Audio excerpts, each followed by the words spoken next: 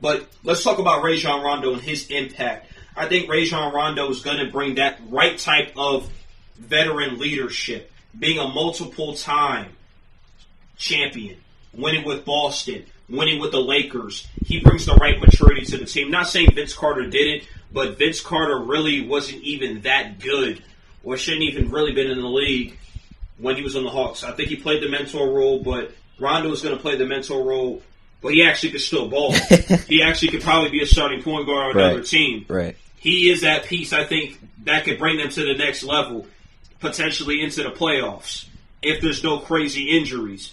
How do you feel about Rajon Rondo and some of these young guys on the team? I think Rondo is the perfect addition to this team because Rondo allows Trey to play more off ball, kind of in the Steph Curry role where, Steph's running off a whole bunch of screens and Draymond's holding the ball or who's ever holding the ball and they're passing it.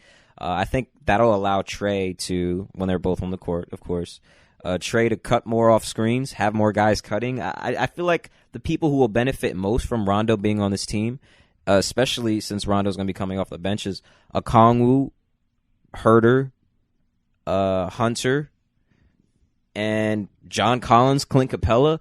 Rondo gives a lot. He brings a lot to the table as a floor general, and I think Rondo's a good defender too. We're talking about playoff Rondo, of course. Regular season Rondo, not so much.